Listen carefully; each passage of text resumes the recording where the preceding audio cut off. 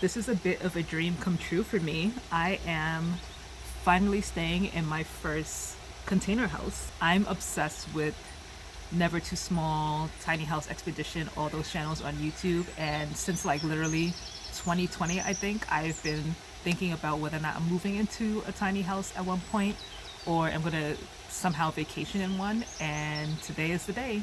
So I'm gonna do a little vlogging about my experience, particularly about this one. And obviously, this will be just one of many.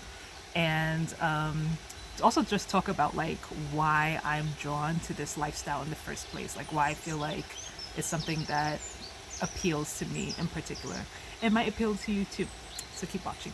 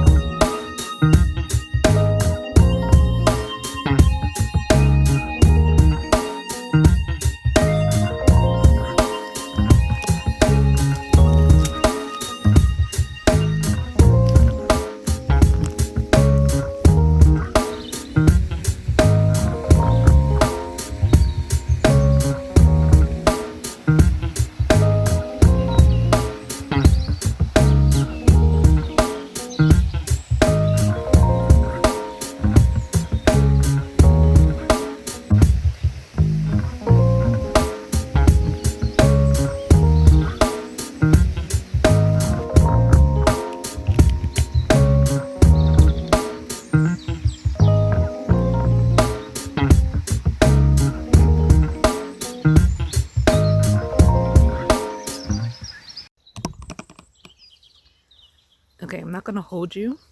This is not what I expected. I am not really secluded, like in the sense of like I have a lot of acres to walk around. The specific lot that was assigned to my container home. Instead, I am right next to two farms, active farms, where people are actively farming, and I can't roam around there. I mean, you saw some of the video footage of the my little neighbors, the goats and the sheep, but I'm not actually able, or I don't think allowed to, walk onto that property. The lake doesn't have like a clear pathway to it. I'm not doing that again. I felt like I was about to like collapse or fall down and not be able to find my way back up to the hill that the container home is sitting on. So I'm not going to put myself at risk of being trapped in a ditch outside of the home that I just rented. So yeah, I'm not really feeling it. I'm not really feeling it. It's not like the ones that I've seen on these YouTube channels that I adore have like lots of lot and land out in front and like lots of activities for you to do outdoors. And there's no way possible for me to do that in the space that I'm in right now. I would only really be able to just sit outside and eat breakfast. That's pretty much it. And I would be stuck inside. So I'm trying to think of like right now I'm walking on a road where cars drive.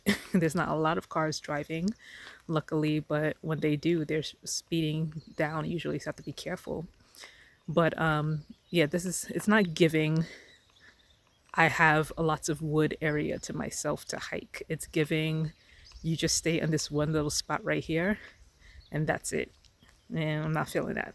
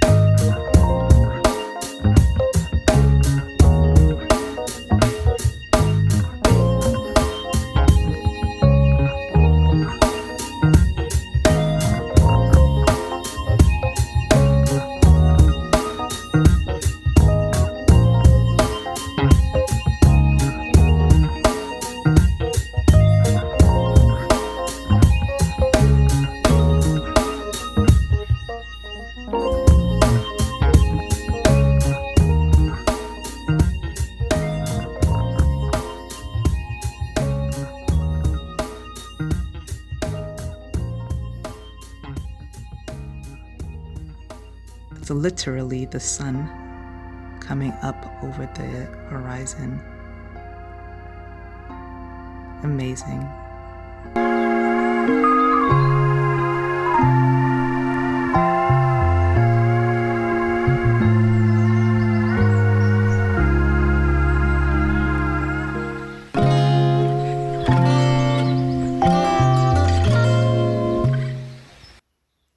Morning, y'all. So this basket just got dropped off for me. It's breakfast from the host, and we're gonna unpack it and see what we got inside. So we have some bread, which is great. Oh, lovely. Looks like, what is this? Oh, this is chocolate powder. So if I want to make hot chocolate, I guess, but I'll put that to the side for now. Okay, so this is the jam for the bread. I'm gonna enjoy that. I see there's an apple in there. Barley powder. That's what this is. Don't know what to use that for. Might be something healthy. I don't know. Oh, pumpkin jam. This is going to be interesting. I'm excited to try this pumpkin jam. All right, so we have strawberry jam, pumpkin jam, and butter. Perfect. I think this is cornflakes. Might not eat that. Although maybe that would be interesting to mix the cornflakes with the cocoa powder and make cocoa, what is it, Cocoa Puffs, or is that what it's called? I don't know, child. So yeah, we have the apple. Oh, we have coffee too, and some hot water, which is great for tea. Orange juice. I wonder if this is fresh squeezed. So we got orange juice, and I'm assuming this is tea. Some tea and some sugar. I don't know what kind of tea it is. But yeah. So let's enjoy it. Okay, here's a summary of my thoughts on being out in the small container home. I think it's great for a getaway, like as a writer, for example. If I needed a quiet place with zero distractions, like nothing to distract me whatsoever, so that I can hopefully, with my ADHD brain, like just sit and get to work, this might be a place that I would rent. Being out in the woods and I don't know, like just seeing this view right in front of me, like so right directly in front of me, I can see the river out there, and just knowing that I am genuinely by myself and there's like no people around, like I don't feel like I'm being spied on or listened to while I'm just in my space. Like I think that relieves my anxiety just a bit. I hate vlogging even in my own apartment because I feel like my neighbors are just listening to every word that I'm saying. I get so self-conscious. So that's why I barely do videos when I'm at home. And I feel also with writing that way. I just feel like, I don't know, my brain just feels busy when it knows that there's other people moving around, walking around, etc. So I think that this is a good vibe for that. But there's just no pathway to actually enjoy anything that's around here. Like I would love to sit directly in front of the water and like just write in my journal and do some sketching of my like different pieces of writing that I'm working on. But there's just like no safe way for me to do it without getting stuck down there or possibly hurting myself trying to get down there. And it's sad because I thought that this was going to be an opportunity to really like show you guys why you should really tap into the tiny home lifestyle and movement. I don't think that this should discourage you. Obviously, this is probably not going to be the best video on YouTube to showcase that as being glamorous. But I'm hoping that later on in my travels, I will get to see one that actually fits like the aesthetic that I enjoy when I do watch those channels that I love, and hopefully will inspire you to say, no, this is something I can definitely do. I think that this is something that is revolutionary. I think that this is a movement that's going to genuinely make it a lot easier for women, Black women especially, to live or lead a life that is more flexible for them, that is more affordable for them, and gives them more peace of mind, frankly. So the reason why I got into this tiny home movement was initially because I was thinking a lot about adopting a minimalist lifestyle, and I've been thinking about this even before the tiny home market became very popular. Just thinking about getting rid of so many things that I have and trying to own less, and adopting just like these principles of not needing materialistic things to fill up in my life. I think partially is because I've always been on the move. Like even before I became a digital nomad full time, I was always moving to another apartment and then having to pack up all of these things. And then you realize like, oh my God, what was this still doing here? And I didn't even know I still had this. It was utterly frustrating. So that really was what initially got me motivated to think about minimalism / tiny home living. But then as I watched more videos and I hear, this is it's not for good or bad or worse. I'm just saying it's a predominantly white space right now. If you look at a lot of the channels, you see a lot of white couples, you see a lot of European or Australian couples being featured on these channels. And even when I hear them speaking about it, they're talking too about the fact that it's just been, even if they could afford having a bigger home, even if they could afford having a much grander lifestyle, they just feel like more in tune with themselves because they're out in nature and they're adopting these principles of not needing to show off wealth or show off opulence. Like they're just being themselves, and it just gives them a more present sense of self, and less baggage, like literally and figuratively less baggage. And I'm like, isn't that what the soft life isn't that what these girls on the TikTok are talking about in terms of like adopting the soft life? It's funny how with Black women, when we say that we want to adopt the soft life, we think that means adding more to it versus taking some things out of it. I do think there's a space out there in Black women's sphere, if you want to call it that, that realizes this, but it's not as popular of a thought. And I doubt for many Black women that they would think that living in a container home like this would be okay with them. Like finding a plot of land outside, and you don't have to be by yourself, because I think it also might be a sense of like, oh, I'm not an introvert or I'm not a recluse, so I don't want to be by myself. Like just a group of women getting together and saying like, hey, let's get a huge plot of land and then carve out enough space for each of us to equally have enough to roam, and then have these small homes sitting on top of it.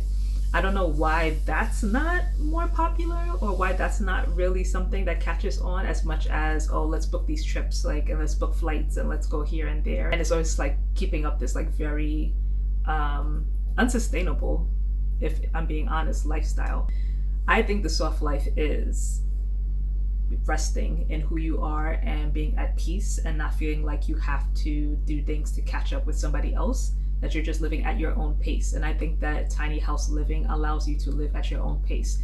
However big or small that you want to make your container home, I've seen like people do extraordinary things that I didn't even know you could possibly do with shipping containers and build like really sturdy homes out of it. But like the point of it is that it's flexible, it's up to you. I forgot what the term is, modularization. I think that's what it is. Like being able to build your life literally around exactly what you need, and only that, I think is way more, A, of course, sustainable in terms of the environment, but B, way more conducive to what Black women, I think in general, are really communicating are their wants and needs, which is, I just want to be, not be quoting Mary J. Blige, I just want to be happy. I just want to be like at peace. Being able to look out on the land and see like running water and see like little sheep and everything like that. I feel like that's luxury. I don't know. Maybe that's just me. And still can have like modern necessities. Like I still have a stove, I still have a microwave, I have running water, I have a heating system even with the fireplace, I have electricity. So I'm not like entirely off the grid. So it is possible to have like a glamping experience. So yeah, I just wanted to quickly talk about, I don't know how quick that was. I feel like I was rambling, but I just wanted to sum it up and say that I do think that despite my personal experience with this particular container home, which I think I'm going to have to do a redo very soon, um, despite that, I think that this is something that you should aspire to. I will leave links to suggested channels in the description box below that you should watch that give recommendations of the best homes to either visit as an Airbnb stay or to, potentially buy. I don't know if they're selling it, or consider mimicking if you're gonna do your own DIY tiny home or container home yourself. But I definitely do think that this is the definition of hashtag Black Girl Luxury, hashtag soft life, hashtag I don't know what other hashtag Black girls are using to just basically summarize their wants and needs of having a affordable yet beautiful, glamorous lifestyle.